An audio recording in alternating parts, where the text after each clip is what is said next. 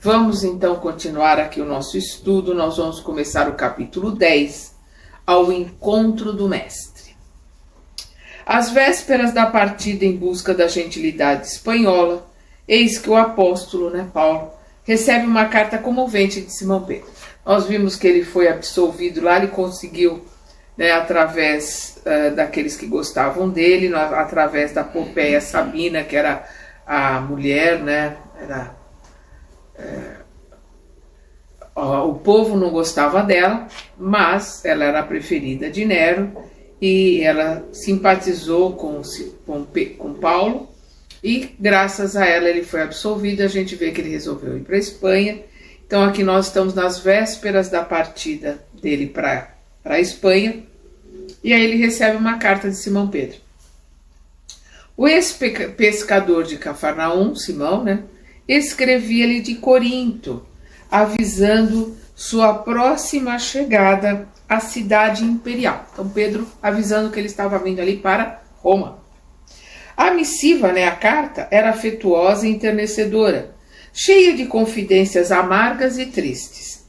Pedro confiava ao amigo suas derradeiras, suas últimas desilusões na Ásia, e mostrava-se-lhe vivamente interessado pelo que lhe sucedera em Roma. Ignorando que o ex-rabino fora restituído à liberdade, procurava confortá-lo fraternalmente. Também ele, Simão, deliberara exilar-se junto dos irmãos da metrópole imperial, ele está pensando em se exilar ali em Roma, esperando ser útil ao amigo em quaisquer circunstâncias.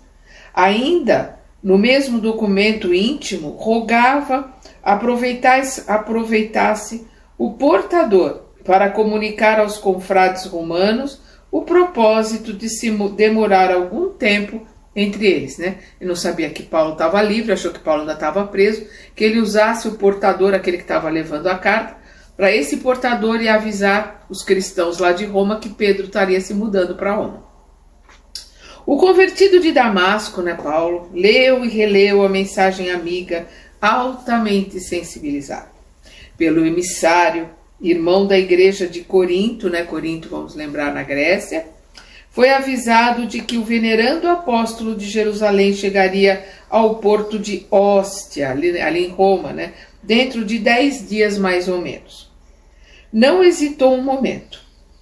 Lançou mão de todos os meios ao seu alcance, preveniu os íntimos e preparou uma casa modesta onde Pedro pudesse alojar-se com a família. Criou o melhor ambiente para a recepção do respeitável companheiro. Valendo-se do argumento de sua próxima excursão à Espanha, dispensava as dádivas dos amigos, indicando-lhes as necessidades de Simão, para que nada lhe faltasse. Então, como ele estava indo embora, tudo aquilo que queriam dar para ele, ele colocava, vamos colocar aqui, vamos montar a casa para Simão, vamos montar o que ele precisa, vamos colocar na casa o que uma família precisa.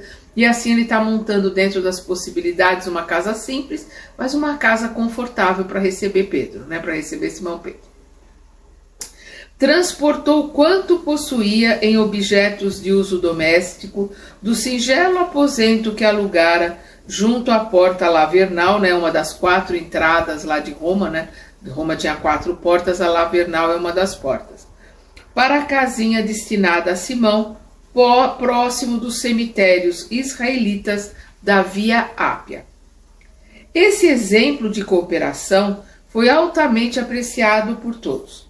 Os irmãos mais humildes fizeram questão de oferecer pequeninas utilidades ao apóstolo venerando, que chegaria desprovido.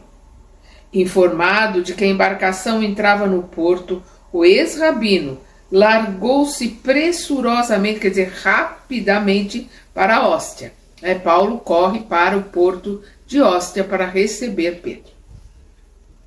Lucas e Timóteo, sempre em sua companhia, junto de outros cooperadores devotados, o amparavam nos pequenos acidentes do caminho, dando-lhe o braço aqui e ali. Não fora possível organizar uma recepção mais ostensiva. A perseguição surda aos adeptos do Nazareno apertava o cerco por todos os lados. Os últimos conselheiros honestos do imperador estavam desaparecendo. Né? E aqui é uma forma educada, né? Porque eles estavam sendo assassinados, ou aqueles que não foram assassinados fugiram. Roma assombrava-se com a enormidade e quantidade de crimes que se repetiam diariamente. Nobres figuras do patriciado, né, dos patriciados são os romanos, né? Nobres figuras do patriciado e do povo eram vítimas de atentados cruéis. A atmosfera de terror dominava todas as atividades políticas e no cômputo, na contagem, né, dessas calamidades, os cristãos eram os mais rudemente castigados. Em vista da atitude hostil de quantos se acomodavam com os velhos deuses e se regalavam com os prazeres de uma existência dissoluta e fácil. Os seguidores de Jesus eram acusados e responsabilizados por quaisquer dificuldades que sobrevinham. Se caiu uma tempestade mais forte, devia-se o fenômeno aos adeptos da nova doutrina. Se o inverno era mais rigoroso, a acusação pesava sobre eles, porquanto ninguém, como os discípulos do crucificado, havia desprezado tanto os santuários da crença antiga, abominando os favores e os sacrifícios aos numes tutelares, né? Numes são seres divinos. A partir do reinado de Cláudio, e aí nós vamos lembrar que Nero, né, era Nero Cláudio Augusto, e Nero Cláudio Augusto reinou até o ano de 68. Então, a partir do reinado de Cláudio, espalhavam-se lendas torpes a respeito das práticas cristãs. A fantasia do povo, ávido das distribuições de trigo nas grandes festas do circo, imaginava situações inexistentes, gerando conceitos extravagantes e absurdos com relação aos crentes do Evangelho. Por isso mesmo, desde o ano 58, os cristãos imbeles, ou seja, os cristãos fracos, eram levados ao circo como escravos revolucionários ou rebeldes que deviam desaparecer. Eles não iam para o circo, se colocava lá no circo, são cristãos que estão sendo mortos no circo, porque não havia julgamento.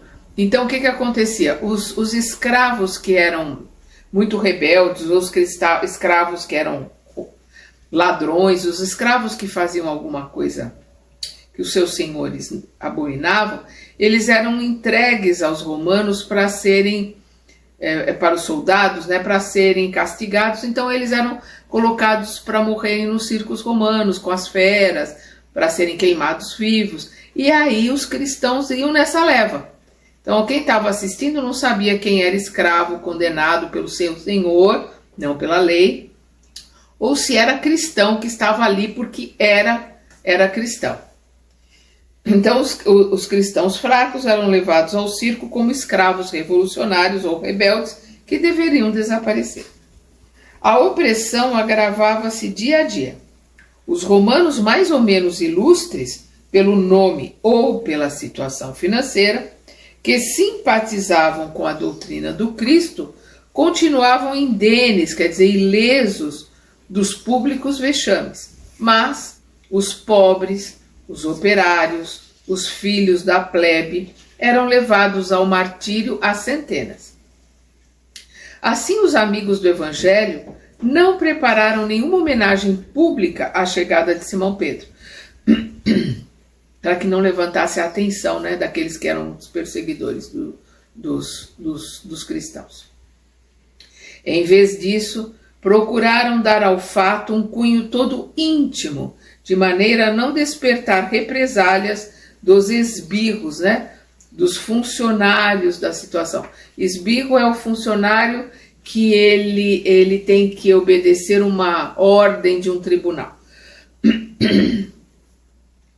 Paulo de Tarso, perdão,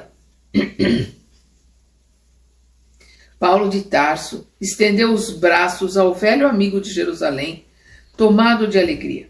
Simão trouxera a esposa e os filhos, além de João.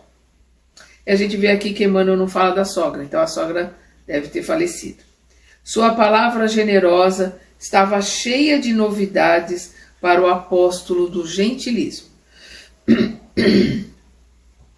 Em poucos minutos ficou sabendo da morte de Tiago e das novas torturas infligidas pelo Sinédrio à igreja de Jerusalém. Então aqui ele está falando com certeza do Tiago maior, né, que era o irmão de Alfeu, era o Tiago com quem o Paulo brigava tanto, né, porque ele já era bem mais velho, porque o Tiago menor, que é filho de Zebedeu, irmão de João, que é chamado João Evangelista, esse morre ali, ele é torturado nos anos 40, logo no começo do livro a gente fala da morte, ele morre logo depois de Estevão, né? Teve o apedrejamento de Estevão e logo depois foi a morte de Tiago menor. O velho pescador contava as últimas peripécias de sua sorte, ou seja, as últimas aventuras da sua sorte, bem-humorado, né? Simão Pedro. Comentava os testemunhos mais pesados com um sorriso nos lábios e intercalava toda a narrativa de louvores a Deus. Depois de reportar-se às lutas que empunhara em muitas e repetidas peregrinações, contava ao ex-rabino que se refugiara alguns dias em Éfeso, junto de João, sendo acompanhado pelo filho de Zebedeu até Corinto, onde resolveram demandar a capital do império. Então nós estamos vendo aqui que Pedro, né, Simão Pedro vai a Éfeso, onde João cuidava de Maria. E aí João, né, que é o filho de Zebedeu, João Evangelista, volta com Pedro até Corinto e depois resolve vir para aqui, né? Minha intimidade. Vir para Roma, onde eles estão, né? A capital do império. Então deduz-se que Maria já havia desencarnado. Paulo, por sua vez, relatou as tarefas recebidas de Jesus nos últimos anos, e era de ver-se o otimismo e a coragem desses homens que, inflamados do espírito messiânico e amoroso do Mestre, né, do Mestre Jesus, comentavam as desilusões e as dores do mundo como láureas da vida, ou seja, como coroas da vida, né? O trabalho que eles faziam para Jesus, eles comentavam como sendo o coroamento, né, do trabalho, coroamento da missão deles. Depois das suaves alegrias do reencontro, o grupo se encaminhou discretamente para a casinha reservada a Simão Pedro e sua família. O ex-pescador, sentindo a excelência da acolhida carinhosa, não encontrava palavras para traduzir os júbilos da alma, né? Então Simão não tinha como traduzir a alegria que lhe a alma pelo carinho, pela recepção e pela casinha que eles montaram ali para ele. Como Paulo, quando chegou a Pozzuoli, aí é Pozzuoli, né, que é a pronúncia, tinha a impressão de estar em um mundo diferente daquele em que vivera até então. Então Simão estava se achando ali num mundo diferente daquele que ele vinha ali tão sofrido, né, que ele vinha da Ásia, né, ele saiu de Jerusalém, foi para a Ásia, voltou para Corinto, depois veio ali para Roma. Com sua chegada, recrudesceram, quer dizer, aumentaram os serviços apostólicos. Mas o pregador do gentilismo, né, que é Paulo, não abandonou a ideia de ir à Espanha. Vamos lembrar que logo assim que ele foi solto, né, ali da sua prisão de Roma, ele falou que ele queria ir para a Espanha. Alegando que Pedro o substituiria com vantagem, deliberou embarcar no dia prefixado em um pequeno navio que se destinava à costa gaulesa. Vamos lembrar ali que as Gálias, né, era como era chamada a França. Nós vamos ver que os gauleses, né, as Gálias ali, eles foram invadidos pelos francos, e aí passou a ser chamada de França. Mas Lyon e toda aquela região ali dos celtas, nós vamos lembrar, né, que Allan Kardec, numa reencarnação anterior dele, foi um druida, e druida é o sacerdote dos celtas. Então ele estava ali naquela região da Gália, ou seja, aquela região que depois passou a se chamar França. Não valeram amistosos protestos, nem mesmo a insistência de Simão para que adiasse a viagem. Acompanhado de Lucas, Timóteo e Demas, o velho advogado dos gentios, né, Paulo, partiu ao amanhecer de um dia lindo, cheio de projetos generosos. Então, ele parte para a Espanha.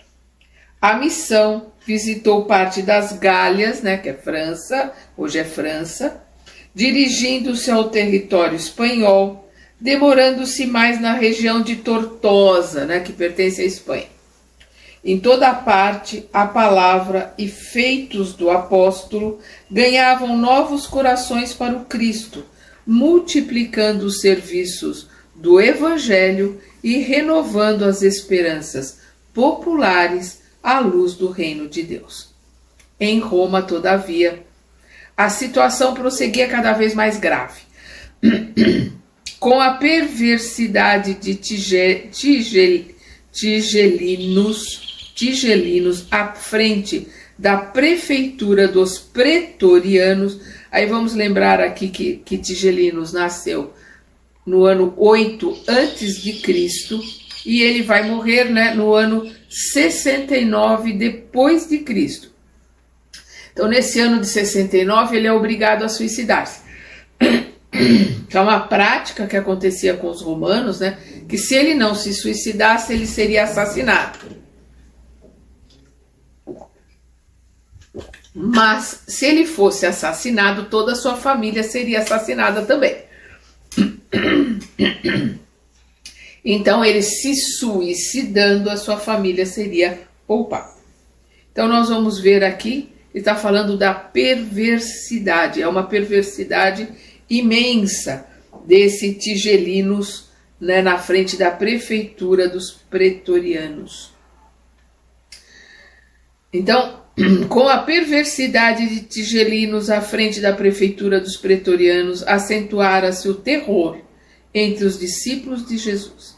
Faltava somente um édito. Édito é uma ordem judiciária, em que os cidadãos romanos simpatizantes do Evangelho fossem condenados publicamente, porque os libertos, os descendentes de outros povos e os filhos da plebe, quer dizer, os pobres, já enchiam as prisões.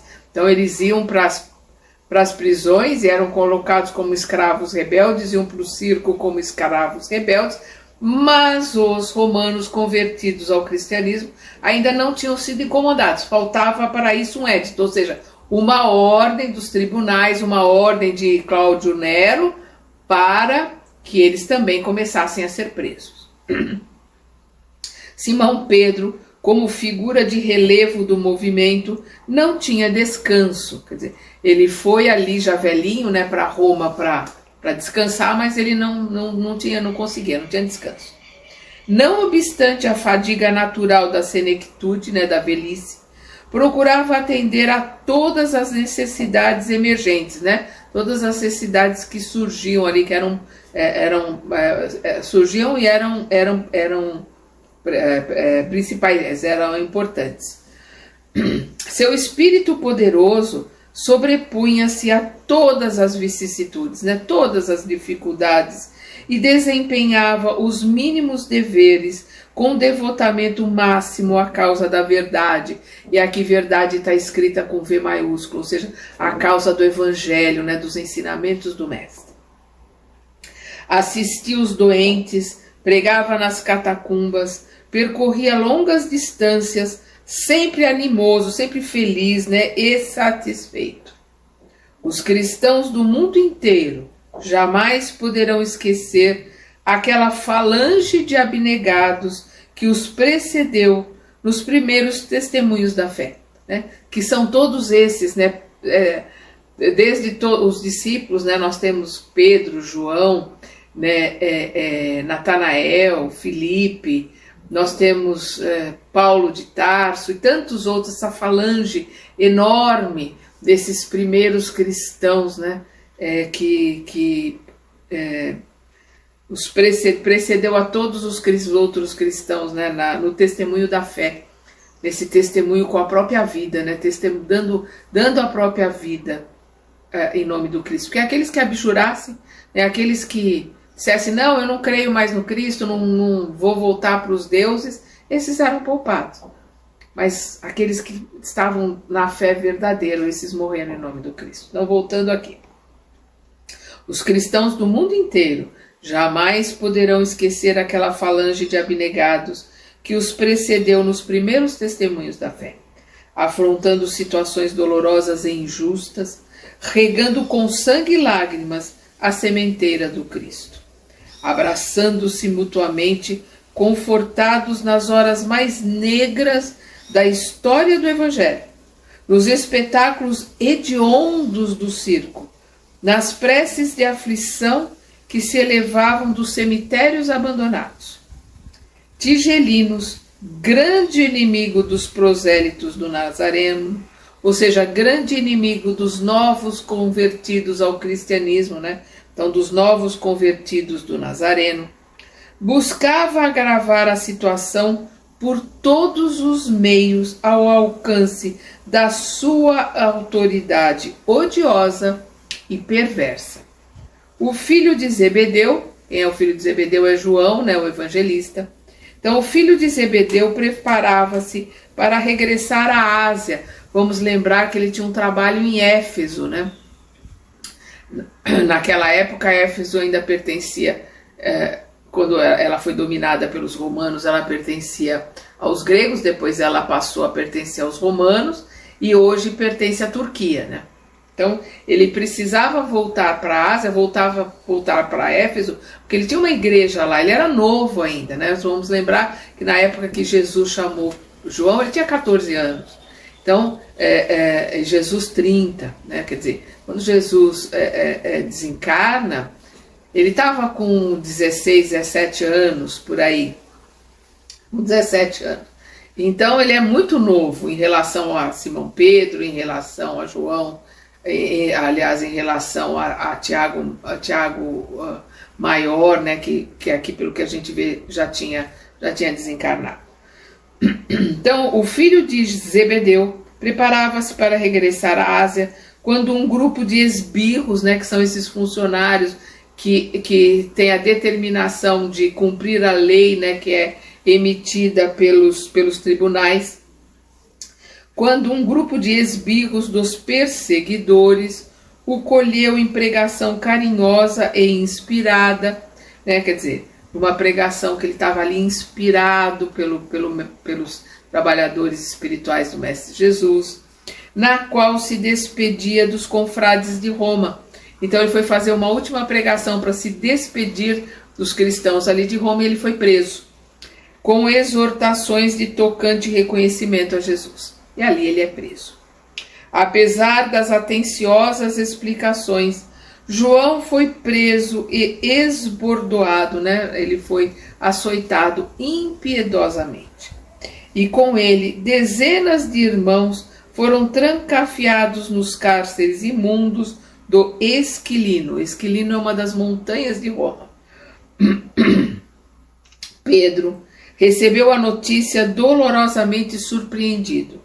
Conhecia a extensão dos trabalhos que aguardavam na Ásia o companheiro generoso e rogou ao Senhor não o abandonasse, a fim de obter a absolvição justa. Então ele está preocupado aqui porque João tem um trabalho muito importante para realizar na Ásia. E por João ser mais novo, ele ainda tem muito tempo para trabalhar, né? Muito tempo para pregar. Então ele intercede porque todos que estão presos estão morrendo, estão sendo brutalmente assassinados. Então ele vai buscar interceder para conseguir de uma forma justa soltar João. Como proceder com tão difíceis circunstâncias? Recorreu às relações prestigiosas que a cidade lhe oferecia, né? Aqueles cristãos que tinham influência, aqueles cristãos, né, mais conhecidos que Simão Pedro estava conhecendo ali, né? Ele chegou há pouco tempo. Entretanto, seus afeiçoados eram igualmente pobres de influência política nos gabinetes administrativos da época. Os cristãos de posição financeira mais destacada não ousavam enfrentar a onda avassaladora de perseguição e tirania. O antigo chefe da igreja de Jerusalém não desanimou. Simão Pedro não desanimou. Precisava libertar o amigo, concorrendo para isso com todo o potencial de energia na esfera de suas possibilidades. Compreendendo a timidez natural dos romanos, simpatizantes do Cristo, buscou reunir apressadamente uma assembleia de amigos íntimos para examinar o caso. No meio dos debates, alguém se lembrou de Paulo. O apóstolo dos gentios dispunha na capital do império de grande número de afeiçoados eminentes, né? Todos aqueles que intercederam por ele até junto, né, com a Popeia Sabrina, né? No caso da sua absolvição, a providência partira do círculo dileto, né, próximo ali, de Popeia Sabina.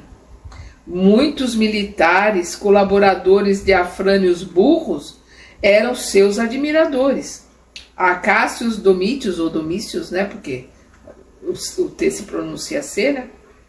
A Cássius Domícios, que dispunha de valiosos empenhos junto dos pretorianos, era seu amigo dedicado e incondicional.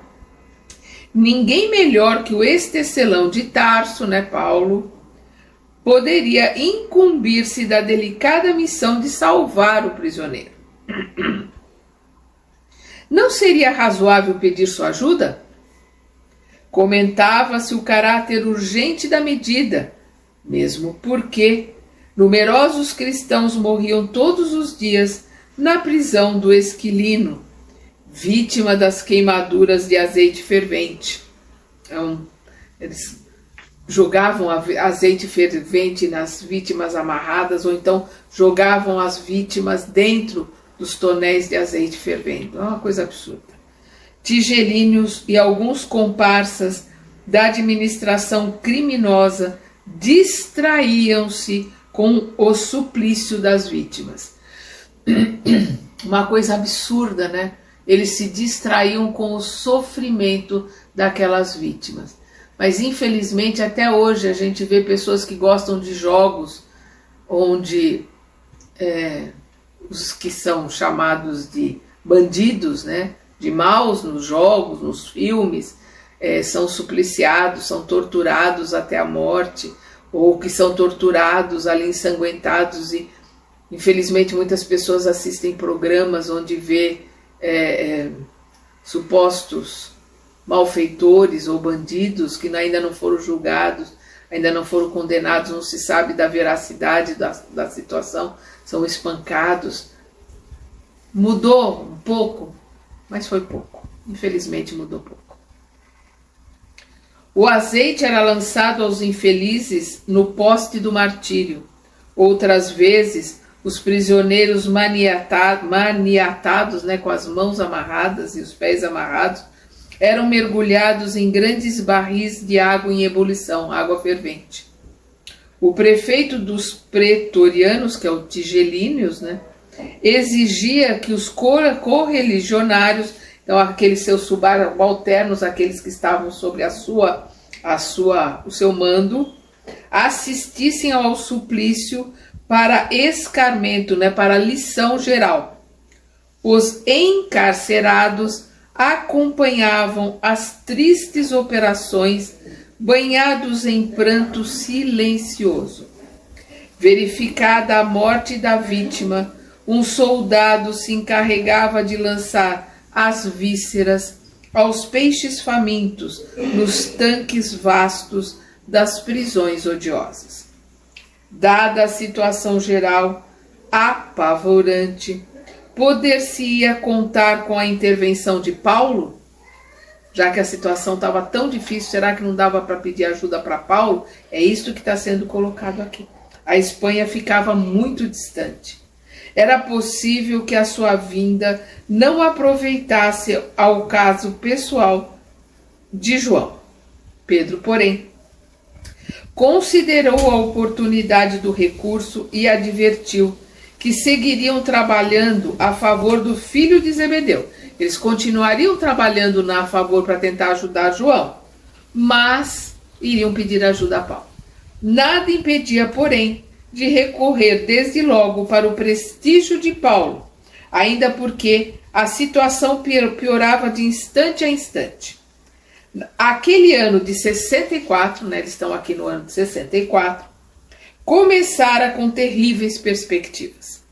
Não se podia dispensar um homem enérgico e resoluto à frente dos interesses da causa. Eles iriam pedir ajuda a Paulo. Dado este parecer do venerando apóstolo de Jerusalém, com este parecer, com essa colocação de Simão Pedro, a Assembleia concordou com a medida aventada, com a medida que foi sugerida. Um irmão que tornara devotado cooperador um irmão que se tornara devotado cooperador de Paulo em Roma, foi mandado à Espanha com urgência. Esse emissário era Crescente, ou Crescense, que saiu de Ostia, ali do porto de Ostia, ali em Roma, com enorme ansiedade, levando a missiva, levando a carta de Simão, levando a carta de Simão para Paulo. O apóstolo dos gentios, depois de muito peregrinar, demorava-se em Tortosa, na Espanha, onde conseguira reunir grande número de colaboradores devotados a Jesus. Suas atividades apostólicas continuavam ativas, conquanto atenuadas em virtude do cansaço físico. Ele está velhinho, ele era mais novo do que Simão Pedro, Simão Pedro estava realmente muito velho, mas ele também já estava velho, muito sofrido, muito doente. O movimento das epístolas, quer dizer, o movimento das cartas que ele mandava para todos os lugares, diminuíra, mas não se interrompera de todo. Atendendo às necessidades das igrejas do Oriente, Timóteo partira da Espanha para a Ásia, carregado de cartas e recomendações amigas.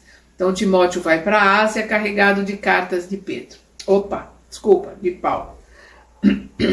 Em torno do apóstolo, de Paulo, agrupara-se novo contingente, um novo grupo de cooperadores diligentes e sinceros. Em todos os recantos, Paulo de Tarso ensinava o trabalho e a renúncia, a paz da consciência e o culto do bem. Quando planejava novas viagens na companhia de Lucas, eis que surge em Tortosa o mensageiro de Simão.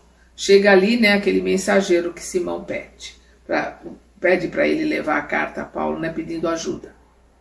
O ex-rabino lê a carta e resolve regressar para a cidade imperial, Ele resolve regressar a Roma imediatamente. Pelas linhas afetuosas do velho amigo, entreviu a gravidade dos acontecimentos. Além disso, João necessitava voltar à Ásia, porque ele era muito necessário lá, nós já falamos sobre isso. Não ignorava a influência benéfica que ele, João, exercia em Jerusalém. Em Éfeso, onde a igreja se compunha de elementos judaicos e gentios, o filho de Zebedeu, João, fora sempre um vulto nobre e exemplar, indene, ou seja, ileso de espírito sectarista, de espírito partidário.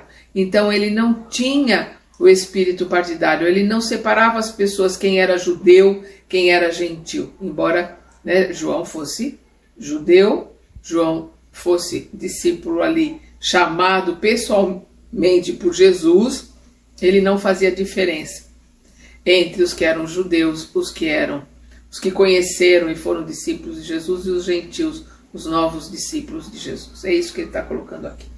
Paulo de Tarso passou em revista as necessidades do serviço evangélico entre as comunidades orientais e concluiu pela urgência do regresso de João, deliberando intervir no assunto sem perda de tempo. Nós vamos ver, ele estava mandando as cartas para, né, o Oriente, lá para a Ásia, o Oriente. E sabendo de todos aqueles problemas que tem no Oriente, ele sabia da importância do trabalho de João e como era necessário que João voltasse para a Ásia, né? Voltasse para o Oriente. Ele, como era muito novo, ele ainda tinha muito trabalho pela frente, ele podia trabalhar muito. Como de outras vezes, nada valeram as considerações dos amigos no tocante ao problema de sua saúde. O homem enérgico e decidido, apesar dos cabelos brancos, mantinha o mesmo ânimo resoluto, elevado e firme que o caracterizara na mocidade distante. Então aquele mesmo ímpeto, aquela firmeza, aquela determinação que a gente viu no começo aqui do livro do Paulo Novo, com 29 anos, a gente começa aqui o livro ele com 29 anos, ele ali, um homem de cabelos brancos, envelhecido, continuava firme, continuava resoluto, continuava com aquela mesma força. Favorecido pela grande movimentação de barcos nos princípios de maio de 64, por que Emmanuel está colocando aqui maio de 64? Porque é primavera. Maio naquela região ali da Espanha é primavera. Então, na primavera ele podia navegar, ele podia pegar um barco e ir para Roma. Se fosse inverno, ele já não poderia. Então, nos princípios de maio de 64, não lhe foi difícil retornar ao porto de Óstia, né? Junto dos companheiros. Porto de Óstia, Roma. Perdão. Simão Pedro recebeu-o enternecido. Em poucas horas, o convertido de Damasco conhecia a situação intolerável criada em Roma pela ação delituosa de tigelinos. João continuava encarcerado, apesar dos recursos levados aos tribunais. O antigo pescador de Cafarnaum, né, Simão, em significativas confidências, revelava ao companheiro que o coração lhe pressagiava, quer dizer, ele pressentia novas dores e testemunhos cruciantes. Um sonho profético anunciava-lhe perseguições e provas ásperas. Numa das últimas noites, contemplara um quadro singular, em que uma cruz de proporções gigantescas parecia envolver em sua sombra toda a família dos discípulos do Senhor. Então ali os pressentimentos de Simão e esse sonho que ele teve ali com aquela cruz envolvendo todos, né, os trabalhadores. Então ele sabia que tempos difíceis viriam pela frente. Paulo de Tarso ouviu-o com interesse, manifestando-se de inteiro acordo com os seus pressentimentos. Apesar dos horizontes carregados, deliberaram uma ação conjunta para libertar o filho de Zebedeu, né? Para libertar João. Corria o mês de junho. Não, estão ali, começo de verão. Junho, julho, né? Acho que final de junho começa o verão. O ex-rabino desdobrou-se em atividades intensas, procurou a Cássio Domícios, solicitando a sua intervenção e valimento. Mais ainda, considerando que as providências morosas, né, lentas, poderiam redundar em um fracasso, auxiliado por amigos eminentes, né, importantes, procurou avistar-se com numerosos áulicos. Áulicos são nomes da corte, né, são nomes importantes da corte. Procurou avistar-se com numerosos áulicos da corte imperial, chegando à presença de Popéia Sabina, né, vamos lembrar, né, a preferida lá a esposa de Nero, né, a fim de rogar os seus bons ofícios no caso do filho de Zebedeu, né, intercedendo, pedindo para Popéia Sabina interceder por João. A célebre favorita, a gente vê aqui que Emmanuel não coloca nenhum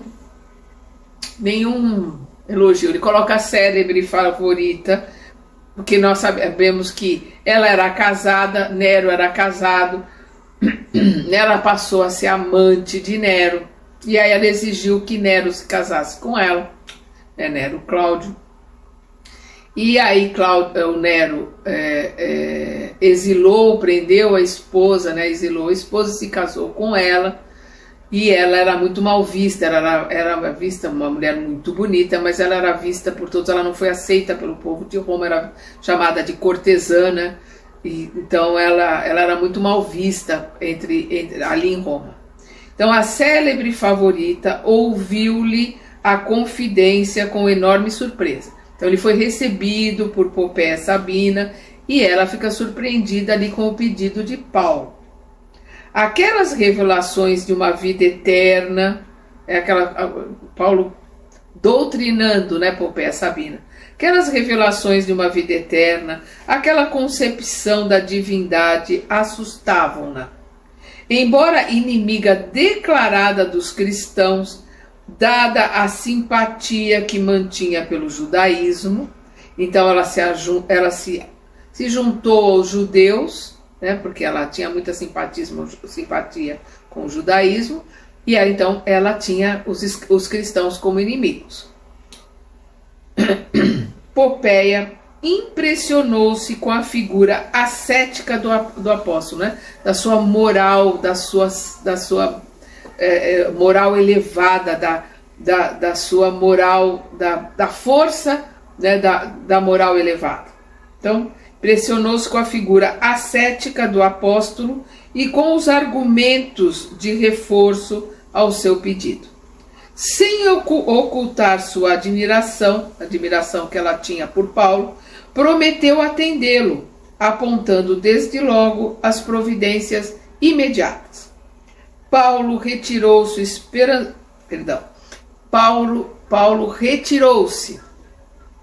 esperançoso da absolvição do companheiro, porque Sabina prometera libertá-lo dentro de 3 dias. E ela tinha uma influência muito grande em Nero, né? Então, o que ela queria, Nero iria fazer. Voltando à comunidade, deu ciência aos irmãos da entrevista que tivera com a favorita de Nero. Mas, terminada a exposição, notou algo surpreso, que alguns companheiros reprovavam a sua iniciativa. Por que alguns companheiros reprovavam a iniciativa de Paulo? Porque era uma honra morrer em nome do Cristo. E tinham vários cristãos presos. Por que soltar somente João? Por que não permitir a João a honra de morrer em nome do Cristo? É por isso que eles foram contra a iniciativa de Paulo. Paulo pediu então que o esclarecessem e justificassem qualquer dúvidas. Surgiram fracas considerações que ele acolheu com a sua inesgotável serenidade, né? Essas considerações do privilégio, da honra que era morrer em nome do Cristo. Alegava-se que não era louvável dirigir-se a uma cortesã dissoluta para impetrar um favor. Então, que não era, digamos, de bons olhos, não era de bom alvitre se recorrer a uma cortesã dissoluta. Não vamos lembrar que ela era muito mal vista em Roma e que ela era uma pessoa que vivia da luxúria, vivia de digamos assim, de ouro e de ostentação, ela era uma pessoa, digamos assim, detestável, né? Então que não deveria se recorrer a uma pessoa detestável que para se libertar um homem como um discípulo de Jesus como João, né? Então alegava-se que não era louvável dirigir-se a uma cortesã dissoluta para impetrar um favor. Semelhante proceder afigurava-se defeso, ou seja, proibido a seguidores do Cristo, né? Então, o proceder daquele que eles consideravam como proibido para um seguidor do Cristo.